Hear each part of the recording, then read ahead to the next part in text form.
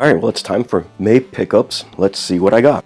First are a couple of Xbox games. One is Mecha Assault, and the other is Splinter Cell. The reason I picked these games up is because these both can be used to basically unlock the Xbox and hack it and allow for custom firmware and things like that. So I picked them up so that I had, if one ended up not working, I'd have a backup plan. So got those. And the next two things that I got from the same purchase was a copy of Bad Dudes for the NES. We'll test that in a bit. We won't test these, but we will test this in a bit. These I'll save for the actual video that I do to unlock the Xbox. And then I also got a copy of Dragon Warrior 1 and 2 for the Game Boy Color. Now, what's nice about this game is it's a remake of the original NES games. However, this is actually a port from the Super Nintendo version, so to speak. Or the Super Famicom, I should say, because it never was actually released outside of Japan. So in Japan, they had a Dragon Warrior 1 and 2, or Dragon Quest 1 and 2 for the Super Famicom, which was a 16-bit updated version of the original Dragon Warrior 1 and 2, or Dragon Quest 1 and 2, akin to Super Mario All-Stars.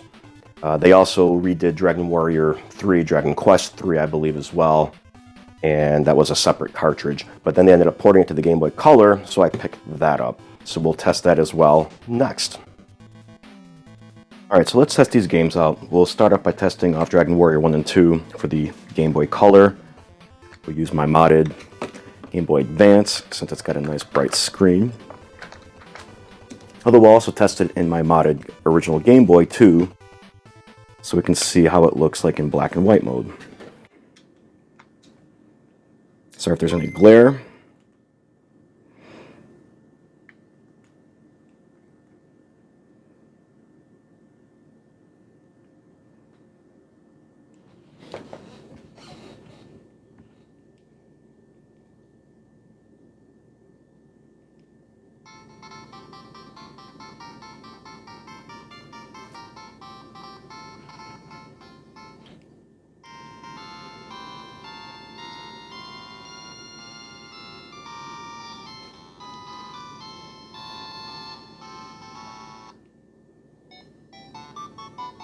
I will pick a existing.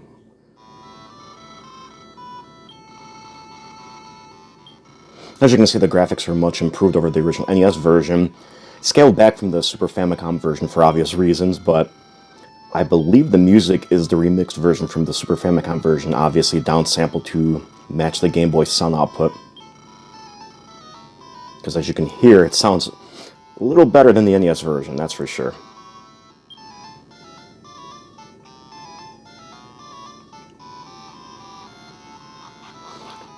It does maintain the automatic stair progression instead of you having to have to use the menu command, but it does still have the thud sound when you crash. So this game appears to work. I'm going to assume that Dragon Warrior 2 works also. Alright, so it works in the Game Boy Advance and Game Boy Color mode, so let's test it in the original Game Boy, modded with an IPS screen to make it easier to see, of course.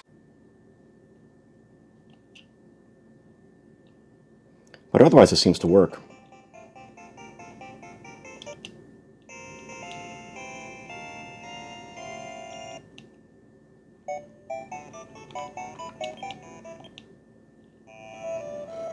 And that's what it would look like on a regular Game Boy, minus the backlight, of course. So, alright, let's test out Bad Dudes and see if that works. So unfortunately, the NES is still out of commission, so we'll have to use the Hyperkin Retron HD. Of course, my patented Jakey setup, so let's go ahead and see if this game works.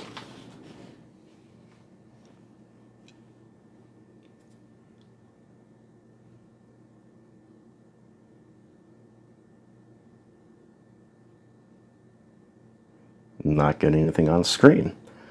Let's go ahead and clean the contacts off, even though I thought I did, and we'll try again. So, not sure what happened with the rest of the video's audio. It just doesn't seem to be anything here. I checked the source material, there's no audio, so I'm gonna have to do a voiceover. But suffice to say, Bad Dudes does not work I don't know if there's an incompatibility between it and the Hyperkin console, or if the cartridge itself is bad. There is an MMC3 chip inside. I know a lot of these clone consoles have issues with those chips, so once I get my original NES fixed, I'll test it out and see if it works. But until then, that's it. Small haul for me. Just wasn't able to find anything that I really wanted, or nothing interested me, so that's it for this video. If you liked it, hit the thumbs up. Feel free to subscribe if you haven't yet, although as usual, there's never any obligation. If you didn't like the video, hit the thumbs down, but please leave a comment below as to why, so I can try to use that to help things going forward. Thanks all, and I'll catch you later.